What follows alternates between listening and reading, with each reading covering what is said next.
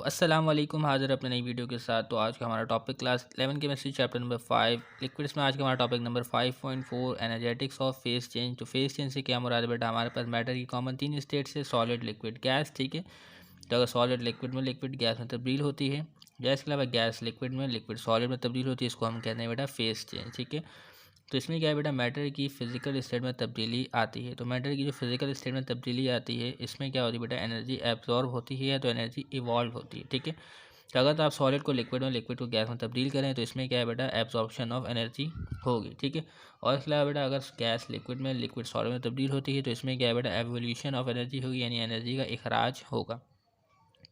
तो सॉलिड में क्या है बेटा, आपके पास जो मॉलिक्यूल जो है वो करीब करीब होते हैं। ठीक है, तो इनमें इंटरमॉलिक्यूलर फोर्सेस ज़्यादा होती हैं। ठीक है, तो अगर सॉलिड लिक्विड में तब्दील होती है, ठीक है, तो हम क्या है बेटा, इसको हीट एनर्जी प्रोवाइड करते हैं। तो सॉलिड मॉलिक्यूल में इंटरमॉलिक्यूलर डिस्टेंस में इजाफा होता है, तो इंटरमॉलिक्यूलर फोर्सेस में कमी वाक़ होती है, तो सॉलिड लिक्विड में तब्दील हो जाता है।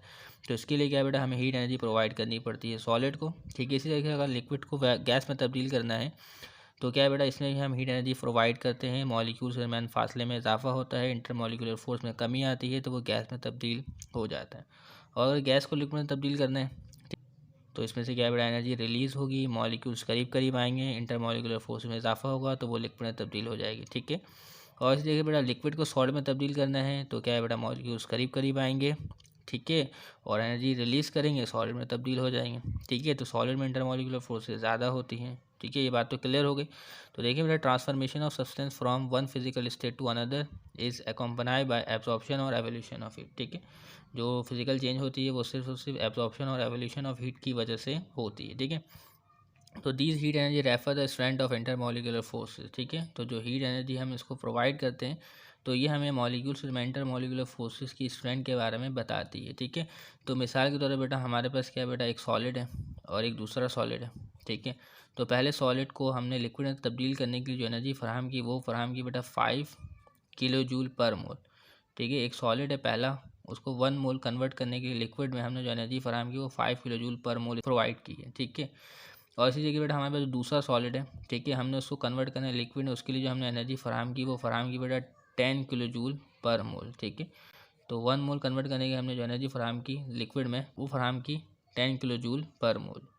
ठीक है, तो मैं आपसे सवाल पूछता हूँ बेटा, इन दोनों सॉलिड में से किसके दरमियान जो है स्ट्रेंथ ऑफ इंटरमॉलिक्यूलर फोर्सेस ज़्यादा है? ठीक है, तो दूसरे वाले में क्या है बेटा, स्ट्रेंथ ऑफ इंटरमॉलिक्यूलर फोर्सेस ज़्यादा है, क्योंकि इसको क्या है बेटा, लिक्विड में तब्दील करने के लिए हमने ज़्यादा अमाउंट में एनर्जी दी है। ठीक है, तब स्ट्रेंथ ज़्यादा होगी तो ज़्यादा अमाउंट में एनर्जी देंगे तभी वो स्ट्रेंथ जो है वो ख़त्म होगी। ठीक है, तो ये एनर्जी जो है वो हमें बताती है बेटा स्ट्रेंथ ऑफ इंटरमॉलिक्यूलर फोर्सेस के बारे में। ठीक है, तो इसमें हम सबसे पहले पढ़ेंगे बेटा मोलर हीट ऑफ फ्यूजन और मोलर हीट ऑफ वेपराइजेशन। ठीक है, तो देखें बेटा ये हमारे पास एक ग्राफ मौजूद है, इसमें क्या है बेटा, एक्स एक्सिस पे हीट है और वाई एक्सिस पे क्या है बेटा, हमारे पास टेम्परेचर है। ठीक है, ये क्या है बेटा, सॉलिड है। ठीक है, ये सॉलिड है और ये लिक्विड है और ये क्या है बेटा, गैस है। ठीक है, तो इसमें क्या है बेटा, इसमें जब आप ऊपर जाएंगे तो इसमें टेम्परेचर इंक्रीज़ होगा, इसमें टेम्परेचर इंक्रीज़ नहीं होगा, टेम्परेचर इंक्रीज़ होगा, टेम्परेचर इंक्रीज़ नहीं होगा, टेम्परेचर इंक्रीज़ होगा। ये बात तो याद रखना है। ठीक है, तो यहाँ पे सॉलिड एग्जिस्ट करेगी, यहाँ पे लिक्विड एग्जिस्ट करेगी, यहाँ पे गैस एग्जिस्ट करेगी। इस तरफ जाने पे हीट एनर्जी आप प्रोवाइड करेंगे और इस तरफ ऊपर जाने में टेम्परेचर में इजाफा होगा। तो आप जानते हैं हीट एनर्जी प्रोवाइड करने में टेम्परेचर में इजाफा होता है। तो हमारे पास क्या बेटा, एक सॉलिड मौजूद है, हमारे पास क्या बेटा, एक सॉलिड आइस है। तो हम यहाँ पे आइस की मिसाल लेते हैं। ठीक है, किसकी मिसाल लेते हैं बेटा, आइस की। ठीक है, तो आइस का जो आपके पास मेल्टिंग पॉइंट होता है वो होता है 0 डिग्री सेंटीग्रेड। ठीक है, लिक्विड वाटर का आपके पास बॉइलिंग पॉइंट होता है 100 डिग्री सेंटीग्रेड। ठीक है, तो 0 डिग्री सेंटीग्रेड आइस जो है वो मेल्ट होना स्टार्ट हो जाती है और 100 डिग्री सेंटीग्रेड में पानी जो है वो बॉयल हो जाती है और वेपराइजेशन का अमल शुरू हो जाता है। ठीक है, तो हमारे पास 1 मोल सॉलिड आइस है, 1 मोल सॉलिड आइस है, हम इसको क्या बड़ा हीट एनर्जी फराहम करते हैं, इसका टेम्परेचर रेज होता है। ठीक है, होता है और एक वक्त ऐसा आता है कि जो ये आपके पास सॉलिड है ये क्या है बेटा, पिघलना स्टार्ट हो जाती है, मेल्टिंग का अमल स्टार्ट हो जाता है इस पॉइंट पे आने के बाद। ठीक है, तो इस पॉइंट में आने के बाद क्या तमाम के तमाम आइस एक साथ पिघल जाएंगी? नहीं, ऐसा नहीं होगा, थोड़ी थोड़ी पिघलेंगी, हीट एनर्जी एब्जॉर्ब करती जाएंगी, पिघलती जाएंगी, हीट एनर्जी एब्जॉर्ब करती जाएंगी, पिघलती जाएंगी, और एक वक्त ऐसा आएगा ये सारी की सारी जो 1 मोल आइस है वो पिघल जाएंगी, सारी की सारी 1 मोल आइस इस पॉइंट पे आके पिघल जाएंगी। ठीक है, ये बात तो क्लियर होगी।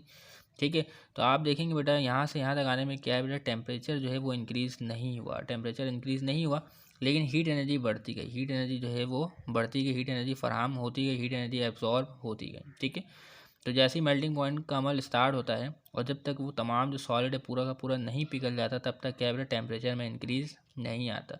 तो टेम्परेचर में इंक्रीज़ क्यों नहीं आता? क्योंकि जो हीट एनर्जी आ रही होती है वो इंटर मॉलिक्यूलर फोर्सेस को ख़त्म करने के लिए इस्तेमाल होती है बकिया मानदा सॉलिड में। ठीक है, तो अगर हमारे पास आइस है तो आइस जो है इस पॉइंट पे आके पिघलना स्टार्ट हुई। ठीक है, तो आइस का क्या मेल्टिंग पॉइंट होता है 0 डिग्री सेंटीग्रेड। ठीक है, तो ये आइस था तो ये इसका मेल्टिंग पॉइंट है 0 डिग्री सेंटीग्रेड। ठीक है, तो मेल्टिंग पॉइंट में क्या टेम्परेचर इंक्रीज़ नहीं हो रहा। तो अब जैसे ही तमाम आइस जो है वो लिक्विड में तब्दील हो गई, तो अब क्या लिक्विड का टेम्परेचर रेज होगा, क्योंकि हीट एनर्जी कंटिन्यूसली मिल रही है। तो लिक्विड का टेम्परेचर रेज हो रहा है, लिक्विड का टेम्परेचर रेज हो रहा है, और एक वक्त ऐसा आया कि लिक्विड का टेम्परेचर रेज होकर कहाँ तक पहुँच गया बॉइलिंग पॉइंट तक पहुँच गया। तो पानी का जो बॉइलिंग पॉइंट होता है 100 डिग्री सेंटीग्रेड। ठीक है, तो अगर पानी थी वो बॉयल हो गया 100 डिग्री सेंटीग्रेड, आप यहाँ से क्या वेपराइजेशन का अमल शुरू हो जाएगा, वेपर्स बनने का अमल शुरू हो जाएगा। ठीक है, तो जब कोई भी लिक्विड बॉयल हो जाए तो फिर उसके टेम्परेचर में इंक्रीज़ नहीं आता। तो लिक्विड अगर यहाँ पे वाटर है तो वो बॉयल हो चुकी है और अब वेपराइजेशन का अमल स्टार्ट हो गया। ठीक है, तो जितनी भी हीट एनर्जी मिल रही है उससे क्या है वेपर्स बन रही हैं। तो क्या है यहाँ पे जो लिक्विड है 1 मोल लिक्विड वाटर है वो क्या है वेपराइजेशन का अमल स्टार्ट कर चुकी हैं और लिक्विड जो है वेपराइज हो रही है। और एक वक्त ऐसा आएगा जो आपके पास 1 मोल वाटर है वो क्या है वेपराइज हो चुकी होगी। ठीक है, ये बात तो क्लियर हो गई। तो यहाँ पे देखेंगे वेपराइजेशन के अमल के दौरान क्या टेम्परेचर इंक्रीज़ नहीं हुआ। जब भी कोई लिक्विड क्या अपने बॉइलिंग पॉइंट पर पहुँच जाए तो उसके टेम्परेचर में इजाफा नहीं होता। ठीक है, तो यहाँ पे कोई भी लिक्विड है वो बॉयल हो रही है। ठीक है, तो इसको हम इस तरफ खींच के क्या मालूम कर सकते हैं बॉइलिंग पॉइंट मालूम कर सकते हैं। तो पानी का बॉइलिंग पॉइंट होता है 100 डिग्री सेंटीग्रेड। ठीक है, ये बात तो क्लियर है। तो 100 डिग्री से ज़्यादा कोई रेज नहीं होगा पानी का बॉइलिंग पॉइंट। ठीक है, तो 100 डिग्री से ज़्यादा रेज नहीं होगा किसी भी हाल में। तो अब क्या है यहाँ पे आपके पास गैस आ चुकी है, तो आप चाहें तो गैस का टेम्परेचर भी इंक्रीज़ कर सकते हैं। ठीक है, तो अब इसकी कोई ज़रूरत नहीं, तो यहाँ पर आपने सीख लिया। तो अब इधर देखें कि यहाँ से यहाँ तक आने में, सॉलिड से लिक्विड में कन्वर्ट होने में जो हमने हीट एनर्जी फराहम की है इसको कहते हैं मोलर हीट ऑफ फ्यूजन। यहाँ से यहाँ तक आने में जो हमने हीट एनर्जी फराहम की है सॉलिड को लिक्विड में कन्वर्ट करने पे, ठीक है, यहीं पे स्टार्ट हो गया था ना मेल्टिंग का अमल, और यहाँ पे स्टॉप हो गया था, ये तमाम जो सॉलिड ख़त्म हो गया था।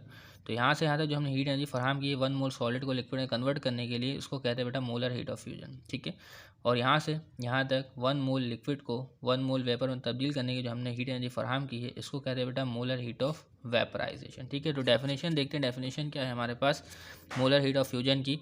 तो it is the amount of heat energy required to convert 1 mole of a solid completely into liquid at its melting point. ठीक है, तो 1 मोल सॉलिड को लिक्विड में कन्वर्ट करने के लिए उसके मेल्टिंग पॉइंट में जो हीट एनर्जी रिक्वायर्ड है उसको कहते हैं मोलर हीट ऑफ फ्यूजन।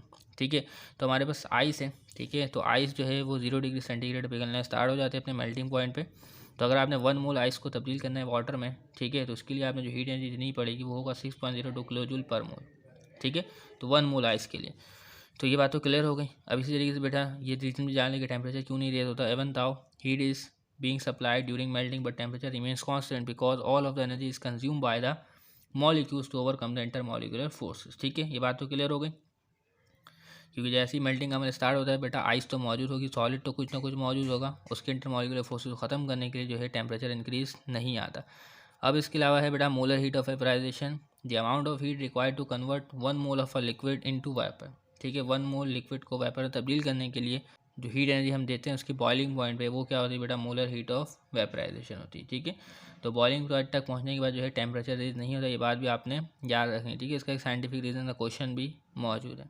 ठीक है, तो देखिए बेटा हमारे पास 1 मोल लिक्विड वाटर है जिसको वेपर्स में तब्दील करना है इसके बॉइलिंग पॉइंट पे, तो आपने इतनी हीट एनर्जी देनी पड़ेगी 40.7 किलो जूल पर मोल। इसको कहेंगे बेटा मोलर हीट ऑफ वेपराइजेशन। ठीक है, तो बेटा आप देखें इन दोनों एनर्जी में मोलर हीट ऑफ वेपराइजेशन और मोलर हीट ऑफ फ्यूजन में काफ़ी फ़र्क है। इसकी एनर्जी कम है, इसकी एनर्जी ज़्यादा है मोलर हीट ऑफ वेपराइजेशन की। तो ऐसा क्यों है ज़रा देखें बेटा। आइस में क्या है बेटा आपके पास मॉलिक्यूल जो है वो करीब करीब होते हैं। ठीक है, लिक्विड है मॉलिक्यूल थोड़े दूर दूर होते हैं। ठीक है, तो हमारे पास वाटर ऐसे मॉलिक्यूल यहाँ पे, तो अगर आप क्या है बेटा वाटर से वेपर में जा रहे हैं, वाटर से वेपर में जा रहे हैं तो मॉलिक्यूल्स के दरमियान इंटर मॉलिक्यूलर डिस्टेंस में इजाफा हो रहा है। तो अगर इंटर मॉलिक्यूलर डिस्टेंस से मॉलिक्यूल इजाफा कर रहे हैं तो इसके लिए क्या है बेटा वो खासी एक बड़ी अमाउंट में एनर्जी को जो है वो एब्जॉर्ब करेंगे। ठीक है, तो अगर क्या बेटा मॉलिक्यूल्स इंटर मॉलिक्यूलर डिस्टेंस में इजाफा हो रहा है तो इसका मतलब क्या मॉलिक्यूल्स की काइनेटिक एनर्जी में इजाफा हो, तो काइनेटिक एनर्जी कहाँ से आएगी, तो मॉलिक्यूल जो है वो एब्जॉर्ब करेंगे। तो तभी हम देख रहे हैं कि यार बेटा यहाँ पे जो मोलर हीट ऑफ वेपराइजेशन इसकी वैल्यू बहुत ज़्यादा है क्योंकि मॉलिक्यूल जो है वो काफ़ी दूर जा रहे हैं, इस वजह से वो ज़्यादा अमाउंट में एनर्जी एब्जॉर्ब करते हैं। इसकी रीज़न ये बेटा heat of vaporisation is much greater than the heat of fusion because while converting liquid into vapour notable change in the molecular distance. ठीक है, तो इस वजह से इसकी जो एनर्जी की वैल्यू है वो ज़्यादा है। And potential energy of the particle occur. तो मॉलिक्यूल जब करीब करीब हो जाए इनकी पोटेंशियल एनर्जी ज़्यादा होती है, जब दूर दूर जाते हैं काइनेटिक एनर्जी में इजाफा होता है। तो इस वजह से मोलर हीट ऑफ वेपराइजेशन की जो वैल्यू है वो काफ़ी बड़ी आ रही है मोलर हीट ऑफ फ्यूजन से। ठीक है, तो आप देखने जा रहे हैं बेटा मोलर हीट ऑफ सब्लिमेशन। तो क्लास 9 में आपने कभी सब्लिमेशन ज़रूर पढ़ा होगा। सब्लिमेशन के अमल में क्या होता है बेटा, कोई सॉलिड जो है वो डायरेक्ट कन्वर्ट हो जाती है बेटा गैसेस स्टेट में। ठीक है, तो इस अमल को हम सब्लिमेशन कहते हैं।